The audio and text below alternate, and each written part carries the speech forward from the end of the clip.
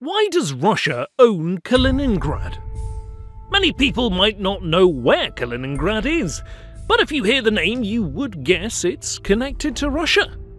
And you'd be right. However, Kaliningrad isn't the original name. The Eastern European territory was once known as Königsberg, a very German-sounding name, also correct. So, how did a territory once belonging to Germany end up with Russia? It's an interesting story, but first, let's look at where exactly Kaliningrad is. The Russian territory is wedged between Lithuania to the north and Poland to the south, with the Baltic Sea to the east. It has an area of 15,000 square kilometers, which is roughly the same as Greater Tokyo. Kaliningrad is Russia's most western-based territory. It is impossible to travel from Kaliningrad to Russia without passing through either Lithuania, Estonia, or Belarus. However, Kaliningrad's connection with Russia is relatively recent. For centuries, it was an important cultural center of the Prussian Empire. It was originally inhabited by Prussians who engaged in farming, fishing, and trade. In the 13th century, there were approximately 250,000 Prussians living there. The Prussians were aggressive in nature, and this led to the region's colourful history. There were constant conflicts with Poland, with both sides continually invading each other. In the 16th century, the region became part of the German Empire. In 1756, the 7 Years' War began between Germany and Russia. Russia defeated the Germans, and Kaliningrad became a Russian territory. It remained a Russian province until 1762, when a peace truce was formed and Kaliningrad was returned to Germany. And so it went until the 20th century with the start of World War II. Stalin was very keen to take hold of Kaliningrad. There were several reasons. Firstly, it would allow an ice-free port for trade and the Soviet Navy. Also, it was a strategic location. Conveniently close to the rest of Europe, it would allow the Soviets to establish a military base and wield greater influence over the European countries. Because it was a major city, it would provide great security for the Soviets as a base from which to either launch an attack from or retreat to. These were to remain key factors in Kaliningrad's importance right up to the current day. In 1944, Soviet troops entered what was then known as Königsberg, and fierce fighting began. The East Prussian offensive lasted almost 6 months and saw 25,000 civilians killed.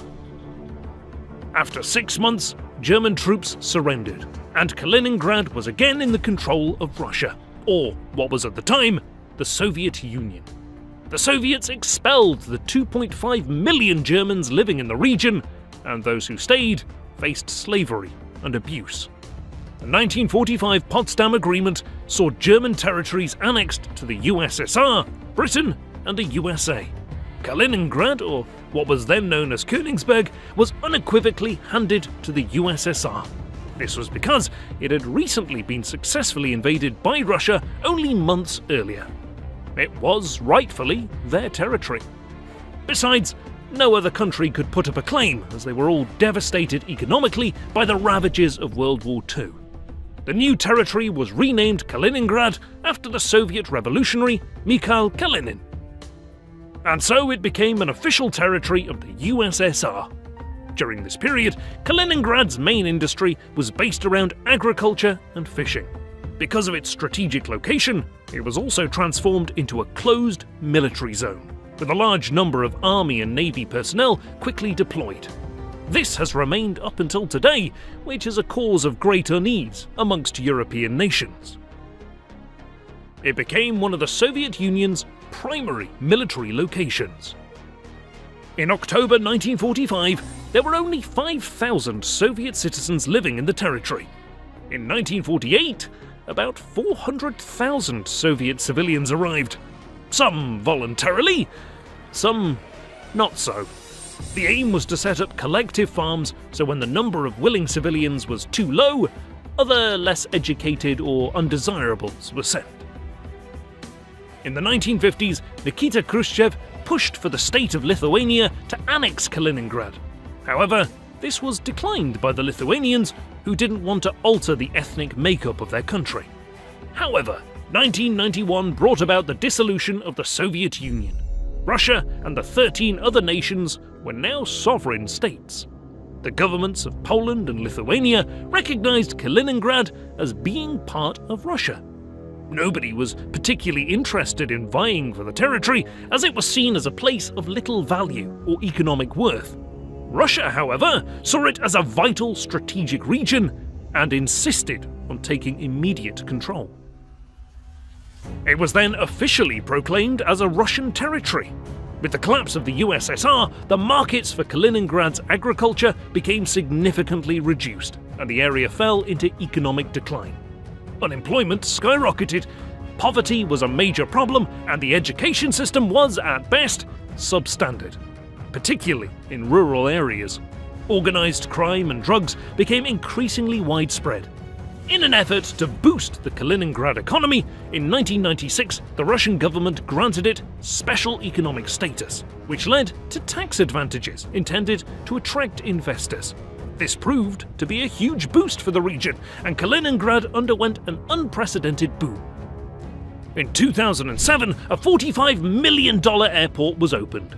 The region began to enjoy increased trade and economic relations with European nations, and employment soared. Education and infrastructure were enhanced, and Kaliningrad began to attract foreign investment. Kaliningrad is now a major contributor to Russia's economy, with main industries including fishing, mechanical engineering and metal processing, pulp and paper industry. It remains an area of extreme strategic importance for Russia, and remains an area of deep concern for NATO. It is a large naval base with a considerable number of infantry personnel also stationed. In 1999 and then in 2004, Poland and Lithuania became members of the North Atlantic Treaty Organization. Lithuania then became a member of the European Union in 2003, with Poland joining in 2004. This made it crucial for Poland and Lithuania to further strengthen their borders, making passage difficult for Russia. Which is why the section of land known as Kaliningrad Oblast is now a lonely exclave of Russia.